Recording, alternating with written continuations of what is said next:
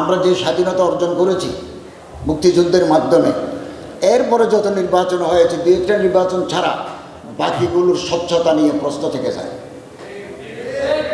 পরবর্তী বিগত 15 বছর তো নির্বাচনের নামে যেটা হয়েছে সেটা স্পষ্টত প্রহসন। এগুলো নির্বাচন বলা যায় না, পাবলিকের কোনো ইন্টারেস্ট নাই। এই প্রিজাইডিং অফিসার, সহকারী প্রিজাইডিং পুলিশ অফিসাররা দরজা খুলে বসে আছেন, মানুষ নাই। এটা ধ্বংস হয়ে গেছে। আমরা যে অর্থে স্বাধীনতা অর্জন করেছি আমরা সেটা ফুলফিল করতে পারি না। গণতান্ত্রিক সংস্কৃতি মারাত্মকভাবে ব্যাহত হয়েছে। আয়নাঘর তৈরি করেছি, গুম করেছি, অনেকের এখনো পর্যন্ত হদিস নাই। এটা গণতান্ত্রিক রাষ্ট্রের, স্বাধীন রাষ্ট্রে এটা কেবল দুঃখজনক নয়, লজ্জাজনকও বটে। আইয়ুব খানের মতো প্রতাপশালী শাসক 58 থেকে 69 পর্যন্ত দুর্দণ্ড প্রতাপে রাজত্ব করেছেন, অনেক উন্নয়ন করেছেন তিনি, কিন্তু মানুষের অধিকার ভালো করে দেন নাই।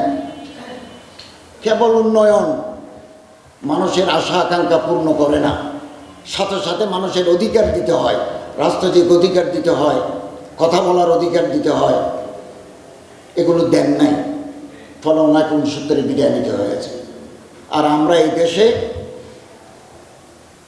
আয়নাঘর করেছি, বিরোধী মতকে বিভৎসরূপে দমন করেছি। যারা এই দেশের মানুষের অধিকারের জন্য, রাজনৈতিক অধিকারের জন্য কারাবরণ করেছেন, সংগ্রাম করেছেন, তাদের হাতেই বহুদলীয় রাজনীতির কবর রচিত হয় দেশে। এটা আমাদের জন্য একটা সেট ইভেন্ট। এবং আগরতলা মামলা,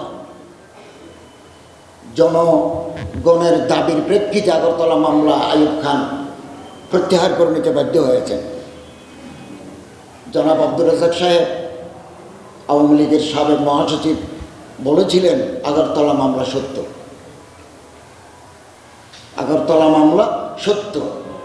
উনি মারা যাওয়ার আগে এটা বলে গেছেন। অতএব আসুন নতুন করে স্বপ্ন দেখি, নতুন করে স্বপ্ন দেখি। আমরা যদি ঐক্যবদ্ধ থাকি এবং নর্মস, নিয়ম কানুন মেনে চলি, দেশপ্রেমে উজ্জীবিত হই, তাহলে ইনশাআল্লাহ আজিজ আমাদের যে স্বপ্ন, আমাদের যে কাঙ্ক্ষিত স্বপ্ন, এটা আমরা প্রতিষ্ঠা করতে সক্ষম হব ইনশাআল্লাহ।